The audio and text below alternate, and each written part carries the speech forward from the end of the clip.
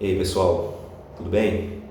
Meu nome é Rafael e agora, no último dia de 2024, eu estou iniciando um projeto novo. Esse projeto consiste em gravar vários vídeos a respeito de livros no ano de 2025. Eu quero gravar um vídeo por mês falando a respeito das minhas leituras. Eu sou um cara que lê vários livros, de vários tipos, Vários tipos de livros, e eu pretendo gravar um vídeo por mês atualizando a minha lista de leitura. Nisso eu vou fazer alguns comentários a respeito de cada um dos livros, quem sabe uma reflexão, enfim. E além desses 12 vídeos, vai ser um por mês, eu também pretendo gravar outros vídeos falando a respeito de um livro de outro, lendo alguma coisa, enfim. Então, essa é a ideia do meu projeto. Será um projeto que vai integrar tanto o Instagram quanto o YouTube. Eu pretendo postar vídeos, os mesmos vídeos, em ambas as plataformas. E a ideia não é crescer, não é ter um canal grande nem nada, até porque eu sei que esse nicho, e ainda mais com a abordagem que eu pretendo adotar, é difícil você crescer, é difícil você ter um canal significativo. Então, eu não tenho essa pretensão. Claro, se o projeto vier a se desenvolver, será muito bom, nesse sentido, de ganhar mais inscritos e tudo mais, mas inicialmente eu tenho, assim, como objetivo mesmo, postar esses vídeos até com uma forma de, talvez de terapia, porque eu não tenho muito com quem falar a respeito dessas leituras, e falando para a internet, além de expor para o mundo, dali ter um conteúdo que alguém pode se beneficiar, da mesma forma de eu colocar isso para fora de mim e conseguir falar a respeito desses temas sem parecer um maluco, sem estar falando sozinho. Pelo menos estou falando por uma câmera e para as pessoas que um dia irão assistir os vídeos, Aquelas que irão, Enfim, como eu disse, é muito difícil hoje em dia um canal crescer, então eu tenho plena ciência disso. Então, também se ninguém ver, não tem problema.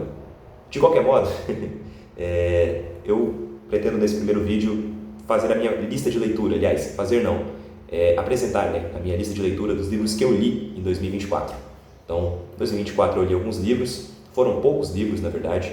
2024 foi um ano até pouco produtivo. Eu estava aqui fazendo a lista dos livros que eu li, eu fiquei até um pouco decepcionado porque eu achei que tinha lido mais, mas eu li bem pouco, assim, pouco comparado com aquilo que eu costumo ler e principalmente com aquilo que eu pretendo ler, que eu gostaria de ler.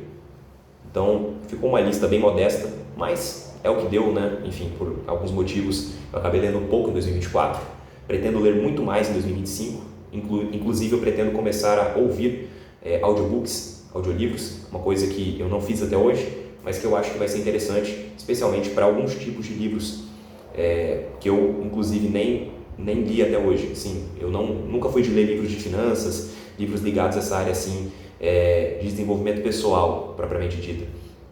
E eu pretendo começar a ler a respeito disso e eu acho que audiobooks vai ser uma boa, porque é um tipo de livro que eu acho que eu não curto muito, apesar de nunca ter lido, mas o estilo, assim, a abordagem dos conteúdos nesse sentido, em geral, não me interessam tanto. Então, eu acho que audiobooks vai ser uma forma mais interessante para mim começar, Enfim, então vou fazer essa lista aqui, vou apresentar essa lista e esse vai ser o primeiro vídeo.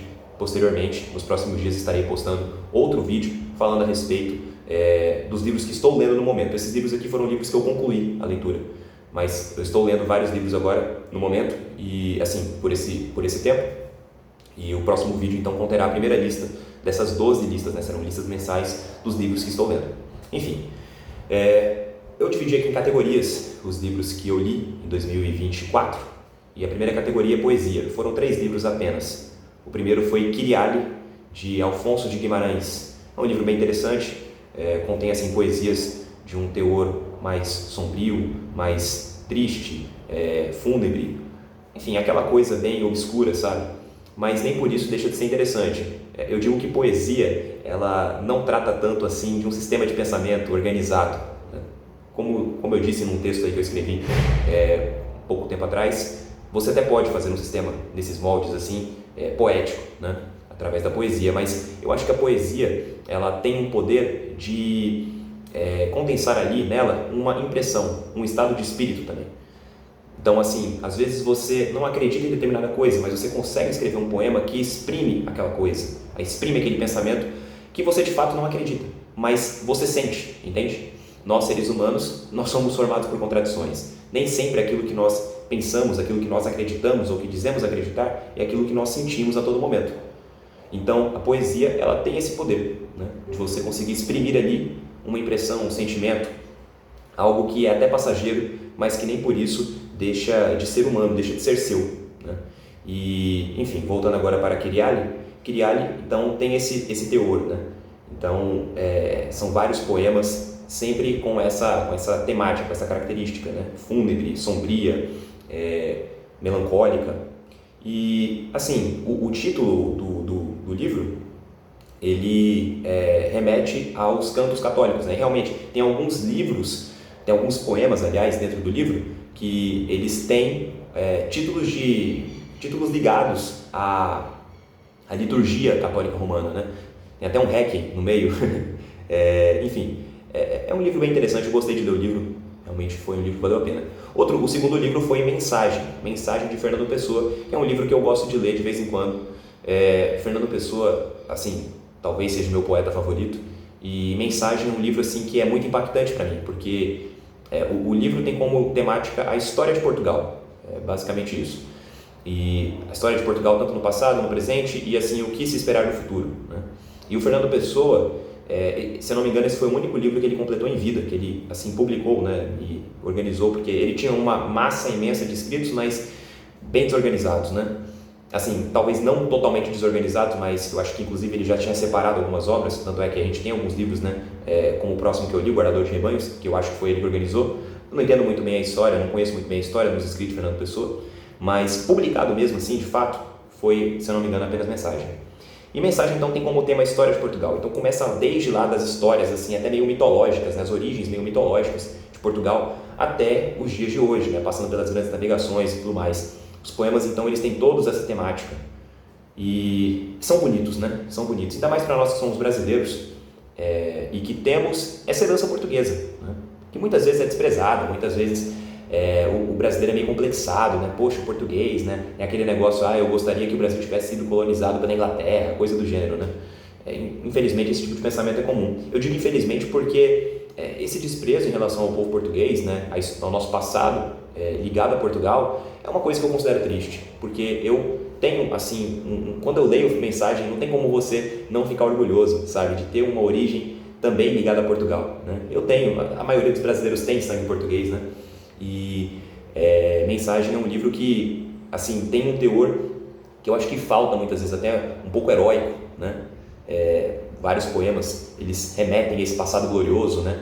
A personalidades, a figuras da história de Portugal, e, assim, dá orgulho para você, né? Que é uma coisa que eu acho que falta no Brasil. O brasileiro, ele anda, parece que curvado, com a cabeça virada para baixo, sabe? Com vergonha.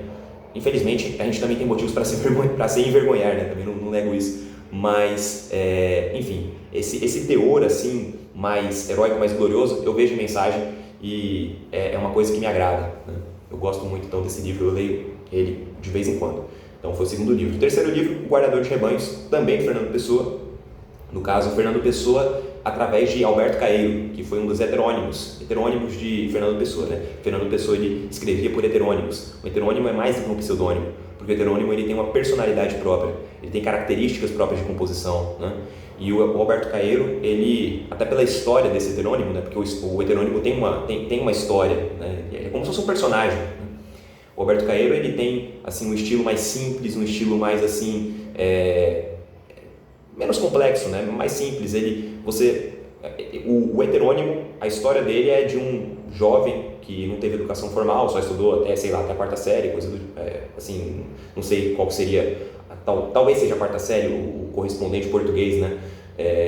Enfim, da escolaridade do Alberto Caeiro, né? O correspondente brasileiro, aliás. E o Alberto Caeiro, então, ele seria um cara simples, que viveu no campo, né? Não teve muita oportunidade de estudar, órfão de pai e de mãe, mas ele é um escritor e tanto, né? Afinal de contas, é Fernando Pessoa que está escrevendo, né? E os poemas do Guardador de Rebanhos são todos ligados a uma temática campestre, de simplicidade, de abandono das convenções. O Guardador de Rebanhos é uma espécie, como eu disse numa resenha que eu escrevi, é uma espécie de evocação dessa simplicidade, dessa negação das instituições, um negócio assim, talvez, eu acho que falar isso é besteira, né? Não sei se anarquista caberia aqui, mas em relação, por exemplo, à religião, o Alberto Caeiro ele é uma espécie de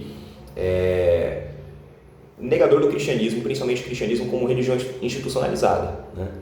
E ali no Guardador de Rebanhos você vê uma crítica, né, à religião, uma crítica às convenções, uma crítica à metafísica e um apego à realidade material, à realidade sensível, né? O Alberto Caeiro é aquele cara que, para ele, o que existe é o que ele pode tocar, é o que ele pode ver e não aquilo que se pode raciocinar a respeito daquilo que se vê. Enfim, novamente, temos aqui um poeta que não tem nada a ver comigo. Eu sou, acho que, o contrário do Alberto Caeiro em vários aspectos, né? E, assim, a rota de colisão é clara. Mas, ao mesmo tempo, existem poemas ali no Guardador de Rebanhos que são poemas interessantes, né? Que são poemas que possuem ali que carregam em si talvez uma dimensão, né, da minha alma, que também possui suas contradições, né? Então, Guardador de Rebanhos foi um livro que eu gostei de ler, talvez eu leia de novo no futuro, né? Mas, assim, não se comunica comigo em muitos aspectos, porque eu não tenho a mesma visão de mundo do Alberto Caeiro, né? Mas, de qualquer modo, foi o terceiro livro de poesia que eu li. Agora vamos para a religião. Religião foi um tópico que eu li um pouco mais esse ano, eu li 5 livros, 4 deles foram em inglês, comecei a ler mais em inglês esse ano. E, bom, vamos começar aqui com o primeiro livro. Foi um livro que eu gostei pra caramba, se chama Grandes Teólogos, uma síntese do pensamento teológico em 21 séculos da igreja. Acabei clicando num negócio aqui na frente, vamos consertar. Sim, eu estou com uma cola, né? E é isso mesmo. Grandes Teólogos, uma síntese do pensamento teológico em 21 séculos de igreja. Como o título do livro já deixa claro, trata-se de uma exposição de vários pensamentos teológicos, né? Na verdade, o autor ele traz 11 teólogos que foram marcantes na história da igreja cristã. O autor ele é protestante, mas ele inclui também teólogos antes do protestantismo, teólogos católicos, né? E ele elenca então esses 11 teólogos, eu não sei se eu vou lembrar todos, mas ele coloca Orígenes, Agostinho, Tomás de Aquino, eu acho que eu não vou lembrar de todos, mas ele coloca Jonathan Edwards, coloca lá aquele teólogo do liberalismo, da teologia liberal, Schleiermacher. Ele coloca também Hans Urs von Balthasar, acho que esse é o nome, teólogo católico importante do século XX. Ele coloca teólogo calvinista importante do século XX, agora que eu esqueci o nome. Enfim, ele coloca lá 11 teólogos, agora eu não vou lembrar todos de cabeça. Esse vídeo aqui é muito feito no improviso, tá? Os meus vídeos serão assim, eu não vou ficar escrevendo roteiro dos meus vídeos. Então, às vezes pode falhar alguma coisa, eu posso esquecer alguma coisa, né? Mas ele traz 11 dos grandes teólogos aí da história da humanidade, da história da teologia cristã, né? Da igreja, e ele expõe, faz um resumo da obra desses teólogos, claro, por uma perspectiva um pouco mais protestante, né? Mas não é um negócio assim enviesado ao ponto dele negar a importância de teólogos de outras linhas, né? Pelo contrário, o autor ele leva em conta, ele demonstra respeito por teólogos de linhas diferentes, né? Tanto é que ele coloca um teólogo católico do século XX nessa lista, mesmo ele não sendo, mesmo autor não sendo católico. Enfim, o livro é interessantíssimo, né? E além do resumo, ele faz um resumo da vida, né, de cada um dos teólogos, faz um resumo da obra desses teólogos e coloca ali um trecho da obra, né? Coloca ali um pedacinho para a gente poder sentir o gostinho, né, do pensamento teológico ali, né, na nossa frente, através de um escrito do teólogo. Então é muito interessante, gostei bastante desse livro. É um livro assim que eu acho que para pessoas como eu, que são leigas em teologia, né, não tem leitura em teologia, é um livro interessante, talvez, para você ter um panorama geral, né? Ter uma noção, conhecer os principais nomes, enfim, né? Segundo livro que eu li de religião foi Life of Mr. Ellen G. White, de Dudley Marvin Kenwright. Eu li, na verdade, 2 livros do Kenwright. Eu li esse, o 2 e o 3, já vou mencioná-lo também, que foi o Seventh Day Adventism Renounced, Seventh-day Adventism Renounced, do mesmo autor, né? Dudley Marvin Kenwright. Então, Vida da Senhora Ellen White e Sétimo Dia, Adventismo do Sétimo Dia Renunciado, ambos de Dudley Marvin Kenwright. Enfim, esses dois livros aqui, eles são livros críticos ao Adventismo como um todo, né? Eu nasci, fui criado na Igreja Adventista e eu tenho estudado várias coisas ligadas à Igreja Adventista, né? Tanto de um viés crítico quanto de um viés de defesa da teologia adventista, né? Então, eu estou lendo algumas coisas aqui de autores críticos, que eu li, aliás, em 2024, mas também estarei lendo agora em 2025 autores que defendem, né? Eu já tenho ali uma lista de livros que eu preciso ler nesse sentido, mas eu li esses dois livros aqui para saber quais eram as críticas, né? O que é aquilo que se diz de fato, né? O Kenwright, ele é talvez o principal autor contrário à doutrina, contrário à figura de Ellen White, né, como profetisa. Talvez seja o principal autor da história nesse sentido. Talvez todas as críticas que surgiram depois ao Adventismo derivam das críticas do Kenwright. Talvez isso possa ser dito, acredito que isso pode ser dito pelo que eu estou vendo, né, do que eu já li, do que eu entrei em contato. E quem foi Kenwright? Né? Kenwright foi um pastor adventista, foi pastor adventista por alguns anos, por vários anos na verdade, era talentoso, alcançou um posto considerável dentro do Adventismo, só que depois ele resolveu sair da Igreja Adventista e se tornou batista. E depois ele escreveu essas obras, né? Não apenas essas, mas outras também, mas essas duas foram as que eu li, né? Uma biografia de Ellen White, né? Uma biografia crítica, e também uma análise crítica do Adventismo do Sétimo Dia, né? Ele escreveu esses dois livros, né? Life of Mr. Ellen G. White e Seventh-day Adventism Renounced. Enfim, são livros que têm muitas coisas interessantes. Eu acho que simplesmente rotular o Kenwright de que ele era uma pessoa má, que ele era um sujeito não confiável e tudo mais, etc., sem ler o que ele escreveu e sem rebater o que ele escreveu, é algo complicado, né? Para dizer o mínimo. Não estou dizendo que ninguém rebateu, que ninguém foi contra os argumentos dele, não é isso, mas é que às vezes eu vejo um ataque muito pessoal direcionado a ele e isso não me agrada. Enfim, mas são esses dois livros. Agora vamos para o quarto livro, que também está nessa... Quarto e o quinto livro, na verdade, também estão nesse sentido. Também são livros críticos, né, ao Adventismo, que eu li. Eu vou ler também os livros favoráveis, tá? E vou falar deles aqui. Enfim, eu não estou aqui sendo tendencioso. Mas o quarto livro se chama Truth Led Me Out. A verdade me conduziu para fora, né? Assim, o meu inglês não é muito bom, tá? Principalmente para falar. Enfim, a minha pronúncia de inglês não é lá essas coisas. Então, se eu cometer algum deslize aí, desconsiderem. Esse livro, A Verdade Me Conduziu para Fora, foi de um ex-pastor adventista também, chamado Dale Hatzlaff. E é basicamente a história de vida dele. Ele conta como que foi, né? Ele cresceu no Adventismo, então ele faz um relato pessoal ali de como que foi os anos dele ali, né? Na infância, na adolescência, depois quando ele estudou em escola adventista, quando ele depois foi para o seminário. Enfim, foi um cara que passou bastante dificuldade na vida. O pai dele faleceu quando ele era novo, deixou a mãe lá com ele e o irmão para criar. Se não me engano, ele tinha um irmão, agora eu tô na dúvida se ele tinha um irmão. Enfim, agora eu não me lembro, mas de qualquer modo, ele passou bastante perrengue, né? E o livro trata disso e mostra como que ele, depois de adulto, né? Depois de passar pelo seminário, ele já desde o seminário, na verdade, começou a ter algumas dúvidas a respeito de alguns tópicos sensíveis, né, na teologia adventista, sobretudo a questão do santuário, se eu não me engano, a questão do santuário, enfim, e nisso aí ele todas essas dúvidas vieram à tona com a questão do Desmond Ford, né? Desmond Ford foi um pastor adventista do século XX, né? Falecido, na verdade, agora, faz pouco tempo atrás, enfim, falei século XX, mas o ministério dele foi no século XX, mas ele depois se desligou da igreja adventista e veio a falecer recentemente, né? O Desmond Ford, ele questionou a teologia do santuário, que é uma doutrina central na igreja adventista, né? Na verdade, assim, é a doutrina talvez a mais importante dentro da igreja adventista. O coração do adventismo está dentro da teologia, da doutrina do santuário. E o Desmond Ford questionou isso, e o Dale Hatzlaff, na época, concordou com as críticas do Desmond Ford e também saiu da igreja junto com o Desmond Ford. Enfim, esse foi o livro, né? Um livro interessante também, um relato pessoal. mas que também tem ali os seus conteúdos teológicos, enfim, etc., né? E agora vamos passar para o quinto livro, Whitewashed, do Sidney Cleveland, também um ex-pastor adventista.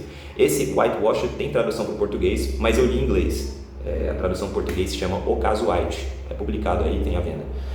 Esse aqui é um compilado, né? O Whitewashed, ele é um compilado das questões relacionadas ao adventismo, a Ellen White, focado em Ellen White, né? Focado em Ellen White, uma crítica focada em Ellen White. Então o autor ele apresenta vários pontos complicados, né? Que de acordo com ele são complicados, questões ali sensíveis, né? Relativas a Ellen White, estudo de profecia, enfim.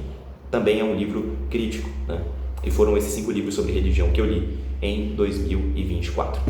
Agora vamos passar para as humanidades, né? Humanidades aqui eu coloquei assim um compilado, uma mistura de livros de vários assuntos, de várias abordagens. Então eu coloquei humanidades porque na verdade eu não tinha muito bem outro nome para colocar e vi que eles convergiam, né, talvez em tópicos de humanidades. Que livros foram esses? Foram 4 livros apenas. Diário Filosófico, volume 2, 2016, do professor Olavo de Carvalho. Esse aqui é um compilado de postagens que ele fez no Facebook. O professor Olavo mesmo dizia que o Facebook era uma espécie de diário filosófico para ele. E é incrível o tanto que esse homem escreveu no Facebook, é uma coisa sinistra. O Diário Filosófico, volume 2, 2016, ele contém eu não estou em casa agora, eu não tenho acesso ao livro, mas ele contém acho que mais de 600 páginas. É um livro que não é tão pequeno, é um livro grande na verdade, né? E assim, é só esses conteúdos que ele escreveu, né? E tem postagens sobre todos os assuntos possíveis, né? O professor Olavo, ele falava de tudo ali, né? Então, desde piada, relatos ali bem-humorados, né, da vida dele, até filosofia, política internacional, crítica social, uma pancada de coisa. Então, é muita coisa ali que tem nesse diário filosófico. Assim, ali você vê a profundidade do pensamento do professor Olavo, a flexibilidade dele ao tratar de vários assuntos. E é interessantíssimo, né? Interessantíssimo, realmente. É muito engraçado em alguns momentos. Enfim, é um livro que é legal de ler, né? É legal. Mas tem que ler aos poucos porque é muita coisa e tem referências também, né? Sempre tem, o professor Olavo sempre vem com referências, né? Mas não que não seja necessário, obrigatório você ir atrás das referências, né? Mas elas, com certeza, ele vai citando ali uma coisa ou outra, né? Enfim. Depois, segundo livro, O Homem Domado, de Esther Vilar. Esse livro aqui, eu vi muita gente falando a respeito dele, fui atrás para ler, mas sinceramente o livro me decepcionou, né? Porque O Homem Domado, basicamente, é um livro de uma mulher criticando a subjugação dos homens pelas mulheres. De acordo com Esther Vilar, o homem, ele como o título já diz, né, ele é domado, né, ele é subjugado pelo sexo feminino. E aí a autora ela vai falando o porquê disso, né? Só que assim, o livro, os argumentos utilizados pela autora, as coisas que ela aponta, sabe, eu achei fraco. Realmente o pessoal falou tanto desse livro que eu esperava mais, mas não é lá essas coisas, não é lá essas coisas. Na verdade, eu vejo muito assim, parece que uma espécie de ressentimento, uma espécie de coisa assim, ruim ali no livro. A autora, Esther Vilar, pelo que eu entendi, ela é uma espécie de feminista, só que crítica às mulheres. É que assim, você pode pensar no feminismo, nessa questão toda dessas relações de gênero, de duas formas. Você pode pensar como sendo as mulheres oprimidas pelos homens, e daí a dificuldade das mulheres se inserirem, enfim, nas posições da sociedade e tudo mais, etc. E você pode pensar, que é a opinião da Esther Vilar, nas mulheres, né, como tendo de alguma forma ali dominado os homens ao longo da história e feito eles fazerem tudo para elas, né? Então, de acordo com a Esther Vilar, as mulheres ao longo da história, elas teriam, como posso dizer, utilizado o sexo masculino para fazer tudo para elas, né? E aí elas teriam se tornado preguiçosas. Isso de acordo com a Esther Vilar, tá? Não é minha opinião aqui, eu só estou falando o que ela falou. E nisso aí, nessa narrativa, basicamente a Esther Vilar ela diz que as mulheres elas devem ser independentes, né? Porque sendo independentes elas estariam agindo assim, né, da forma correta e não estariam mais sugando, né, o sexo masculino. Olha, assim, é uma narrativa que eu sinceramente não se sustenta, não dá, ainda mais do jeito que ela fala de um jeito assim que parece que o homem é uma espécie de coitadinho, sabe, que está sendo usado, está sendo manipulado de todas as formas possíveis. Eu não acredito nisso, eu não consigo ver isso realmente. Eu vi gente falando desse livro, mas não é um livro que eu gostei, não pretendo lê-lo de novo, não gostei do livro, enfim, é isso aí. Terceiro livro, História de Roma, de Pierre Grimald. Pierre Grimald é um historiador, é um estudioso da área, e esse livro é um livro bem curtinho, não tem nem, acho que, não sei se chega a 200 páginas, é um livro pequeno, mas é um livro muito interessante, gostei do livro. Não é um livro profundo, não contém assim tanta informação, tantos detalhes a respeito da história de Roma, mas ele trata ali dos períodos, né, da história de Roma, né? Teve primeiro o reino, depois, primeiro teve as origens, né, até meio mitológicas da fundação de Roma. Depois você tem ali o período do reinado, né, que já vem em seguida, né, da fundação, aí já começa o reinado, aí depois esse reinado vai até a instituição da república, né, e depois da república até o império, e aí o império acabou Roma, né, foi-se Roma. Então, o livro ele trata desses períodos e fala bastante coisa assim, tem muita informação, quer dizer, não tem tanta informação, mas para quem é leigo, para quem não sabe nada a respeito da história de Roma, é uma boa introdução, tem bastante informação, para essa pessoa vai ser bastante informação. Para pessoas que já têm um conhecimento a respeito da história de Roma e tudo mais, não vai ser um livro tão interessante, mas talvez valha a pena ler, porque é gostoso de ler, é um livro bem escrito, então é legal, gostei bastante. Pretendo ler mais sobre a história de Roma, talvez nesse ano de 2025, mas esse livro aqui talvez foi uma boa introdução, né? Depois veio Evasivas Admiráveis, de Theodore Dalrymple. Theodore Dalrymple, para quem não conhece, ele é um psiquiatra britânico. Na verdade, o nome dele é Anthony Daniels. O nome dele não é Theodore Dalrymple. Dalrymple é um pseudônimo, mas que todo mundo sabe, né, que pertence ao Anthony Daniels. Enfim, ele é mais conhecido pelo pseudônimo, porque o pseudônimo fez bastante sucesso, tem vários livros publicados. Esses livros são, vários deles, compilados de artigos, compilados de ensaios, mas Evasivas Admiráveis não. Evasivas Admiráveis é um livro que foi escrito assim, realmente como livro, né? E é basicamente uma crítica à psicologia, à psiquiatria modernas, né? E ele faz isso de várias formas, e basicamente o autor ele mostra ali como que a psicologia subverte a moralidade, né? A crítica do autor é nesse sentido. Enfim, é um livro que eu li logo no início do ano, se eu não me engano. Eu teria que ver aqui no meu Instagram, eu tenho registro das minhas leituras no Instagram, mas foi um livro que eu já li faz algum tempo, eu não me lembro dos detalhes do livro, mas é um livro bem interessante, instigante, que certamente, se você tiver psiquiatra, psicólogos na família, seria um livro que você conseguiria causar uma pequena confusão num almoço de domingo, né, numa ceia de Natal, né? Se você fosse mencionar os argumentos desse livro, talvez você irritasse algumas pessoas, né? Mas é um livro muito interessante, e o Theodore Dalrymple é um autor maravilhoso, que tem sacadas geniais e, enfim, é muito inteligente, muito interessante mesmo. Recomendo a leitura, né? É um livro que eu tenho que ler de novo, porque eu não lembro muito dos detalhes que eu li, enfim, mas é isso aí. Ficção. Eu li 4 livros de ficção esse ano, foi, nossa, ridículo, pífio, mas... enfim, o primeiro livro foi Banguê, de José Lins do Rego. Banguê é um dos livros daquele ciclo da cana-de-açúcar do José Lins do Rego. O José Lins do Rego, ele escreveu 4 ou 5 livros a respeito disso. Basicamente, o livro começa contando a história de um menino que cresce, né? E aí esse menino, ele era neto do senhor de engenho, ele se torna o senhor de engenho, aí dá problema no engenho. E Banguê, ele trata justamente desse problema que deu no engenho, né? É que assim, o que acontece? O Nordeste, e na época, e no caso aqui, se não me falha a memória, interior da Paraíba, que se passa a história, o que você tem ali é o seguinte: você tem engenhos antigos, né, desde a época da colônia. Esses engenhos produzem o quê? Cana-de-açúcar. O problema é que, com o passar do tempo, toda aquela sociedade ali, de moldes até meio feudais, né, feudais mesmo, assim, ligados ali à questão da produção da cana-de-açúcar, tudo isso aí acaba enfrentando uma série de dificuldades devido à criação das usinas. As usinas são muito mais produtivas, né? São muito mais, como é que eu poderia dizer? Produtivas mesmo, elas têm um desempenho muito maior e acabam engolindo esses engenhos. Então, alguns engenhos têm que se adaptar, né? Têm que se tornar usinas também, né? E é a respeito disso, né, que acontece ali em Banguê, né? Como eu disse, o primeiro livro da série se chama Menino do Engenho, Menino do Engenho, se eu não me engano. Eu tô meio esquecido, porque, como eu disse, eu não preparo os vídeos, tá? Eu simplesmente venho e falo. Então é como se eu estivesse tendo uma conversa aqui com um amigo, uma pessoa que, enfim, eu não tivesse que trazer um papel para poder conversar com a pessoa, né? Eu não teria que trazer um papel para falar com alguém. Então é a mesma coisa, por isso que às vezes tem essas falhas de roteiro. Mas deixa eu até ver aqui, né? Eu tenho um computador na minha frente, posso ver. Menino de Engenho. É isso mesmo, Menino de Engenho. É o primeiro livro dessa série, dos Zé Lins do Rego, que conta a história desse menino que se chama Carlinhos, né? É o Carlos, né? E esse menino, ele cresce ali naquele engenho, né? Depois acontece uma tragédia familiar, ele tem que mudar para poder morar com o avô, e nisso aí ele se passa o primeiro livro. Depois o livro, você tem um outro livro que é quando esse menino vai para um internato, né?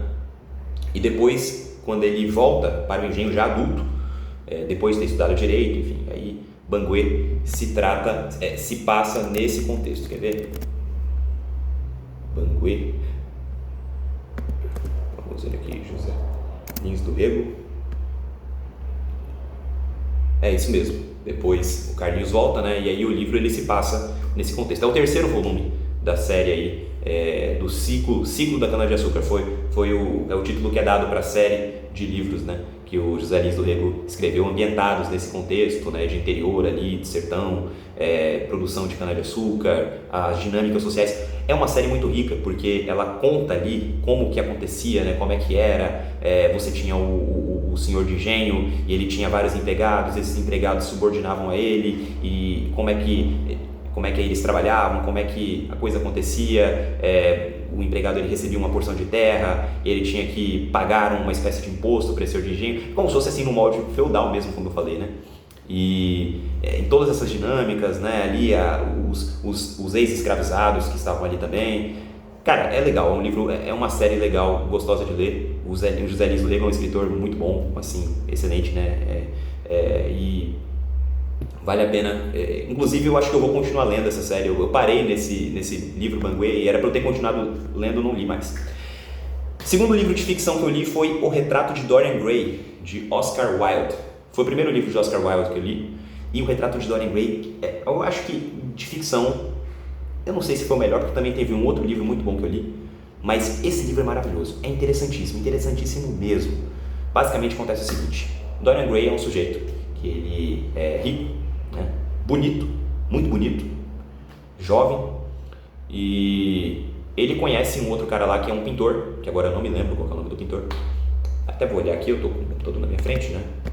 Retrato de Dorian Gray. Pintor.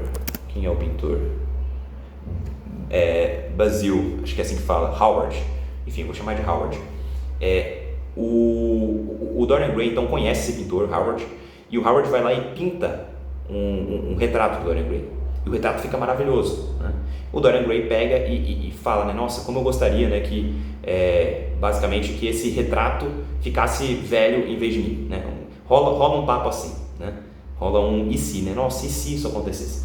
Só que o problema é que por algum mistério, por alguma arte mágica, sei lá, oculta, o retrato realmente fica com a velhice, com a feiura do Dorian Gray. Então o tempo vai passando e o Dorian Gray, em vez de envelhecer, o retrato que fica velho, entendeu? É basicamente isso. Só que não é só a velhice, é toda a maldade, é todo defeito, todo desvio de caráter do Dorian Gray vai pro tal do retrato. Então o tempo vai passando, né? O Dorian Gray ele fica assim, parado no tempo, ele fica congelado e dentro do formol, entendeu? E o livro vai tratando disso, né? Vai mostrando como que o Dorian Gray vai se afundando e tudo mais, né? Eu não vou aqui dar muitos detalhes, mas você já pode ver que vai dar merda, né? O livro ele vai ter um desfecho, né, trágico, né? Devido a essa questão do retrato de Dorian Gray. É um livro muito interessante, dá para poder tirar muita lição, dá para poder pensar em várias questões ligadas a esse livro. Assim, é um livro muito rico e é fantástico. E o Oscar Wilde é um escritor maravilhoso, tá? Enfim, é muito bom. O terceiro livro de ficção que eu li é Breve História sobre o Anticristo, de Vladimir Soloviev. Esse livro aqui também foi um livro bem interessante, um livro curtinho, tá? E assim, é um livro que trata ali de uma situação onde você tem vários russos que estão em um determinado local ali fora da Rússia, conversando a respeito de algumas coisas, e aí do nada alguém vem com uma história lá que parece que estava no manuscrito de um mosteiro e enfim, uma espécie de um escrito de tom profético lá que tratava a respeito dessa questão do anticristo. E aí, nesses escritos, importante, o livro foi escrito, deixa eu só confirmar aqui, Vladimir Soloviev.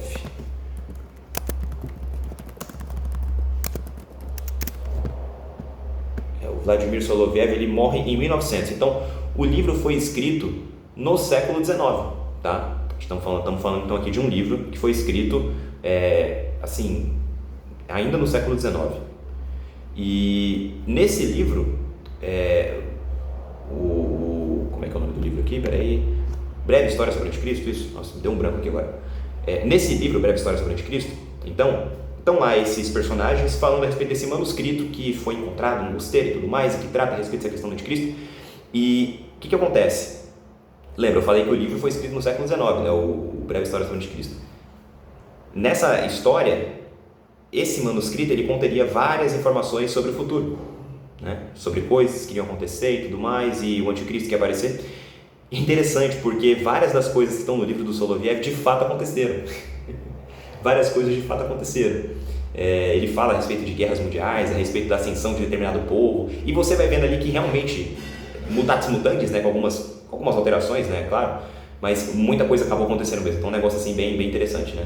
E o livro termina inconclusivo, não termina assim com uma resposta final, né? O anticristo aparece de fato, aí você tem uma série de questões ali, uma série de confusões ligadas ao cristianismo, né? Enfim, e no final de tudo a coisa termina assim num tom assim de inconclusão mesmo, porque é como se o manuscrito ele tivesse se findado e não tinha mais o que, não se sabia o que vinha depois, né? Se não me engano, inclusive é exatamente isso que acontece. Enfim, é um livro interessante, né? Bem curtinho e talvez para alguém que se interesse a respeito dessas questões seja interessante ler. Por fim, nós temos aqui o último livro, né? Foram 16 livros.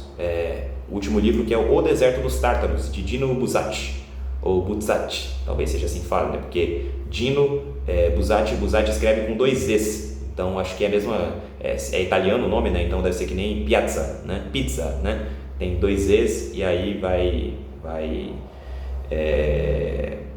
você tem, né, esse som de tz, né? Então Buzzati. Enfim, seja como for, O Deserto dos Tártaros é um livro também interessantíssimo. Era o livro que eu estava pensando quando eu falei do Retrato de Dorian Gray, que tinha sido um livro muito bom, talvez o melhor, né? Mas O Deserto dos Tártaros também é fantástico. O Deserto dos Tártaros é a história de um tenente chamado Drogo, que vive num determinado local. O livro não especifica muito bem o local, né, a época, fica assim meio no ar. Mas o Deserto dos Tártaros trata da história desse tenente, e esse tenente ele é designado para servir em um forte chamado Forte Bastiani. É um forte que fica de frente para um deserto, que é o tal Deserto dos Tártaros, né? Então o tenente Drogo vai ter que ir para esse forte, e a expectativa é que aconteça uma invasão, porque o pessoal diz que se acontecer uma invasão, essa invasão virá do tal deserto, né? E então o tenente Drogo vai lá para o deserto, para o forte, e inicialmente ele acha ruim, porque é um lugar distante, é um lugar complicado.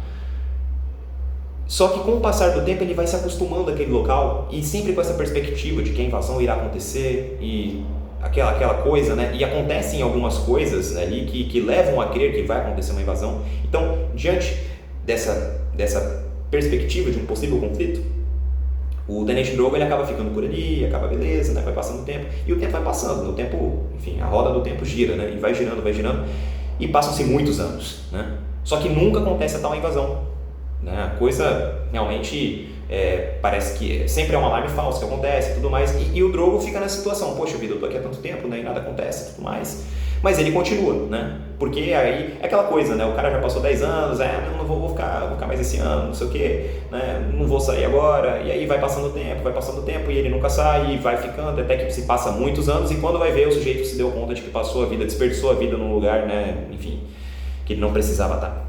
É mais ou menos isso que acontece ali no Deserto dos Tártaros.